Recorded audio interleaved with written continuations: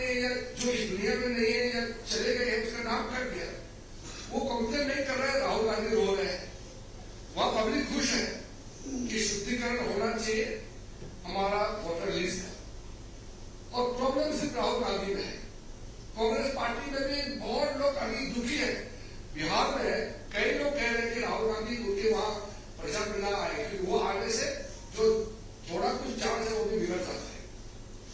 आपने देखा होगा आरजेडी के नेता भी कभी भी राहुल गांधी के लाइन का बात करते ही नहीं, क्योंकि राहुल गांधी दुनिया भर का नाम सारा बात करते हैं, तो वो लोगों से कोई कनेक्ट होता नहीं है। जब क्लेम्स और ऑब्जेक्शन होता है, वोटर लिस्ट फाइनल होता है, तो तब वोटिंग प्रोसेस होता है। जो वोटिंग होते हैं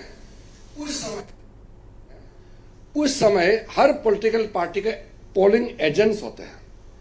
इलेक्शन कमीशन का जितना ऑफिसर्स है वो तो स्टेट गवर्नमेंट का ही ऑफिसर होते हैं, उसको इलेक्शन ड्यूटी में लगाते हैं। फिर बाहर से ऑफिसर ऑब्जर्वर के हिसाब से आते हैं।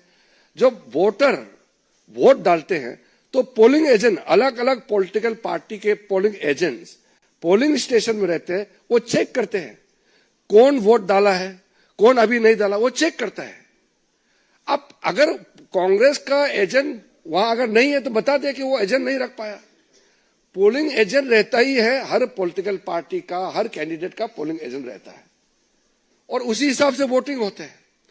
उसके बाद में जो वोटिंग होने के बाद अगर कोई उसमें गड़बड़ी है तो आप इलेक्शन कमीशन को पिटीशन दे सकते हैं, अपील कर सकते हैं।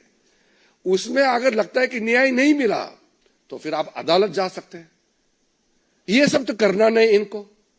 फिर जब पोलिंग हो जाने के बाद जब काउंटिंग होते हैं, उसमें भी हर कैंडिडेट का, हर पॉलिटिकल पार्टी का काउंटिंग एजेंट्स होते हैं। वो बहुत पारदर्शिता के साथ, पूरा ट्रांसपेरेंसी के साथ सारा इलेक्शन प्रोसेस होता है। मैंने 7 चुनाव लड़ा है। हम कैंडिडेट भी रहते हैं, हमारे एजेंट्स रहते हैं। कहां गड़बड़ी होते हैं? अगर गड़बड़ी हुआ, कोई अधिकारी ने गड़बड़ किया तो अदालत जाएंगे। तो अदालत में कभी कभी हुआ है, चुनाव को रद्द भी कराया है, न्याय देता है। इनको अदालत नहीं जाना है, इलेक्शन कमीशन में अपील नहीं करना है। बस प्रेस कॉन्फ्रेंस कॉल करेंगे और किसी ने प्रेजेंटेशन बना दिया उसको दिखाएंगे और फिर भाग जाएंगे। क्या लोकतंत्र ऐसे चलेगा क्या? हम लोग जब अपोजिशन में थे, कितने साल हम लोग अपोजिशन में थे, उस जमाने में जो ये कोर्ट्स का जो व्यवस्था था उस समय कैसे था? सारे जजेस सरकार अपॉइंट करते थे। आजकल तो कॉलेजियम सिस्टम से जजेस अपॉइंट करते हैं। कांग्रेस के जमाने में कांग्रेस ही सरकार जज अपॉइंट करते थे। इलेक्शन कमीशन सरकारी अपॉइंट करते थे, सीबीआई डायरेक्टर, सारा चीज सरकारी अपॉइंट करते थे। लेकिन भारतीय जनता पार्टी ने कभी भी ये नहीं कहा कि हम लोकतंत्र में विश्वास नहीं रखते हैं, कभी नहीं कहा। हम संघर्ष करते रहे, लगातार संघर्ष करते रहे और हमने जीत प्राप्त किया, लोगों का विश्वास प्राप्त किया है। हमने कभी भी अदालत को गाली नहीं दिया, हमारा पार्टी ने कभी भी इलेक्शन कमीशन को गाली नहीं दिया। हमने लोकतंत्र की व्यवस्था को हमने सवाल नहीं उठाया। अगर कहीं गलती हुई है तो उसके लिए अदालत जाना है तो भी हम लोग जाते थे, पिटीशन देने थे, इलेक्शन कमीशन को देते थे। लेकिन हमने अपने देश का लोकतंत्र को हमने कभी गाली नहीं दिया। ये आदमी विदेश में जाकर के हमारा देश का तंत्र को गाली देते हैं, हमारे देश को गाली देते हैं, अदालत को, हमारे लोकतांत्रिक व्यवस्था को, इंस्टीट्यूशन को गाली देते हैं। और जब लोगों का बीच में नहीं जाते हैं, बाहर घूमते रहते हैं, तो चुनाव तो हारेगा ही। फिर भी कभी कभी कुछ स्टेट में कांग्रेस पार्टी भी जीते हैं, तो फिर क्यों सवाल नहीं उठाए उस समय? तेलंगाना में कैसे सरकार में आए कांग्रेस, कर्नाटक में, हिमाचल में, पंजाब में आम आदमी कैसे जीते, तमिलनाडु में, केरल में अपोजिशन पार्टी के लोग लगातार कितने बार जीते हैं, हमने कभी सवाल किया है?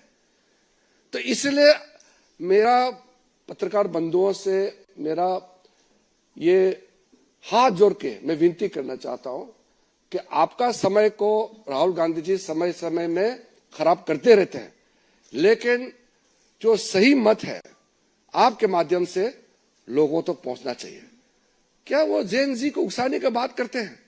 हमारे देश के लोग समझदार हैं, देश के पूरा युवा पीढ़ी, पूरा न्यू जनरेशन मोदी जी के साथ खड़ा है, क्योंकि दुनिया इकोनॉमिक स्लो डाउन में गुजर रहे हैं। भारत 7% से ऊपर इकोनॉमिक ग्रोथ रेट होकर के फास्टेस्ट ग्रोइंग इकोनॉमी, बड़ा अर्थव्यवस्था बना हुआ है। तो इसमें हमारा युवा वर्ग मोदी जी के साथ खड़ा है। इसको वो डाइवर्ट करने के लिए जो राहुल गांधी जो खेल खेल रहे हैं, हमारा देश को बदनाम करने के लिए जो उन्होंने जो हमारा देश विरोधी ताकतों के साथ मिलकर के जो षड्यंत्र रचा रहे हैं, वो कभी सफल नहीं होगा हमारा देश में। मैं बस इतना ही आपको कहना चाहता हूं। शर्मा जी,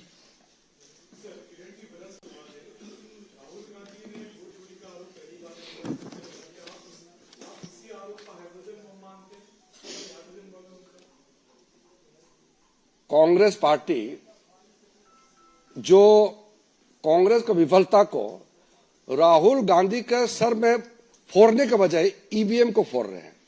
वोट चोरी का क्या अर्थ होता है? खुद को इतने साल उनके परिवार इस देश को चलाया, तो क्या वोट चोरी से ही चलाया था क्या? कोई इस तरह कंसेप्ट नहीं है। ये उनको आइडिया कोई देश से बैठ करके ये उसको पॉइंट्स देते हैं, आइडिया देते हैं, हमारा देश को बदनाम करने के लिए उसको फीड करते हैं और उसको लाउड स्पीकर की तरह वो यहाँ बजा बजा के बोल रहे हैं। ऐसा कोई चीज है ही नहीं। हम तो लोकतंत्र में और लोकतांत्रिक व्यवस्था में विश्वास करने वाले लोग हैं। हम लोग मामूली मेहनत करते हैं क्या? आज मैं मंत्री हूं, प्रधानमंत्री जी कार्यक्रम चलाते हैं, जन जन तक पहुंचाने के लिए हम लोग दिन रात दौड़ते हैं। यही व्यवस्था है, हम इसमें विश्वास करते हैं, तभी तो लोग मोदी जी को विश्वास करते हैं। मोदी जी का हर काम लोगों तक तो पहुंच रहे हैं, दुनिया देख रहा है। कल भी एक देश का प्रधानमंत्री जी ने कहा कि विश्व में मोदी जी का नेतृत्व को सब मानने लगा है। दुनिया कह रहा है, ये चुनाव हारते हैं और खुद को बदनाम करने का जगह सिस्टम को वो बदनाम करते हैं। कोई इस तरह का वोट चोरी का कंसेप्ट है ही नहीं है। वो उसके दिमाग में किसने ठोस के घुसाया हुआ है? देवेंद्र प्रसाद,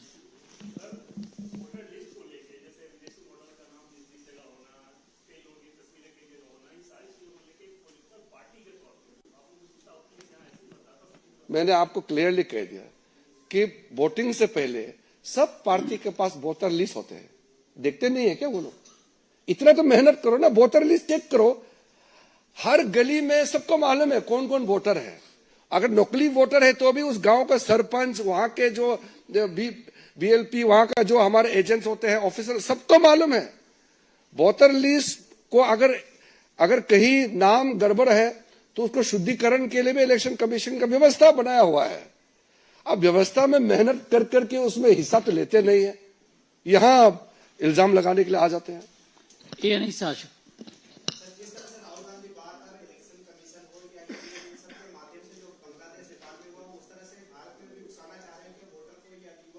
वो तो मैंने आपको अभी भी कह दिया कि भारत के युवा समझदार है और वो मोदी जी के साथ खड़ा है। ऐश्वर्या पालीवाल,